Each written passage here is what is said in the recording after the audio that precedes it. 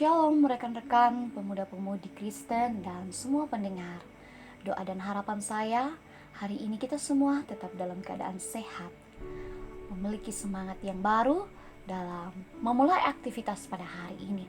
Mari kita minta pimpinan Roh Kudus untuk merenungkan firman Tuhan. Kita berdoa.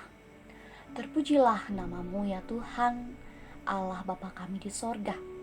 Karena kemurahan-Mu, kami masih diizinkan memasuki hari yang baru ini. Tuhan, saat ini kami siap untuk membaca dan merenungkan firman-Mu. Tuhan, kiranya Roh Kudus-Mu memampukan kami, membimbing kami untuk memahami firman-Mu. Di dalam nama Tuhan Yesus, kami berdoa. Amin. Ya, rekan-rekan pemuda-pemudi dan semua pendengar, firman Tuhan yang akan kita renungkan hari ini terambil dari Injil Yohanes pasal 17 ayat yang ke-20. Firman Tuhan berbunyi demikian.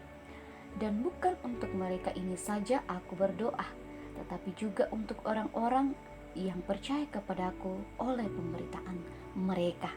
Amin atas firman Tuhan. Pray for mission.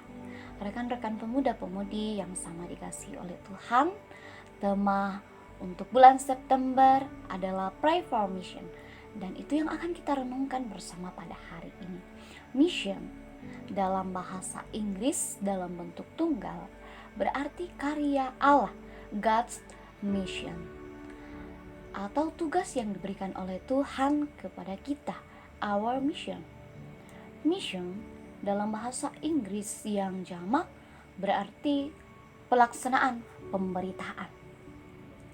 Menurut Yakub Tomatala, misi atau mission merupakan misi Allah atau missio Dei yang beranjak dari hati Allah ke dalam jagat ciptaannya.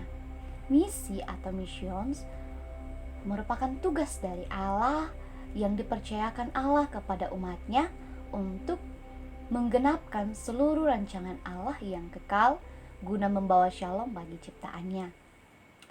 Misi yang diberikan oleh Allah adalah menjadi saksi Kristus atau menjadi pemberita Injil, membawa shalom, menyampaikan kabar baik. Dalam kitab Kisah Para Rasul pasal 1 ayat yang ke-8, sebelum Yesus terangkat ke sorga, Yesus memberikan amanat agung atau tugas kepada murid-muridnya untuk menjadi saksi Kristus di Yerusalem, di Yudea, Samaria, dan sampai ke ujung bumi. Pemuda-pemudi Kristen, kita sebagai pengikut Kristus mempunyai tugas mulia, yaitu menjadi pekabar Injil. Sebelum dan sesudah melaksanakan misi dari Allah atau mengabarkan Injil, hal yang harus kita lakukan dan tidak boleh kita lupakan adalah berdoa. Pray for mission, berdoa untuk misi. Pertanyaannya, dalam pelaksanaan misi, siapa saja yang kita doakan? Dari ayat yang ke-20 ini merupakan bagian dari doa Tuhan Yesus. Doa setelah melaksanakan perjamuan bersama murid-muridnya. Dan dari ayat ini kita bisa melihat dan kita bisa mengetahui bahwa Yesus tidak hanya berdoa untuk murid-muridnya saja yang menjadi pelaksana atau menjadi saksi, menjadi pemberita Injil. Tetapi Yesus juga berdoa bagi orang-orang yang menerima Injil itu. Jadi, dalam pelaksanaan misi pekabaran Injil, yang harus didoakan adalah orang yang menyampaikan Injil dan yang menerima Injil. Ya, kekeliruan yang kerap kali terjadi saat mendoakan penginjilan, yang didoakan hanyalah penginjil saja, tidak mendoakan orang-orang yang akan diinjili atau orang-orang yang diinjili menerima Injil.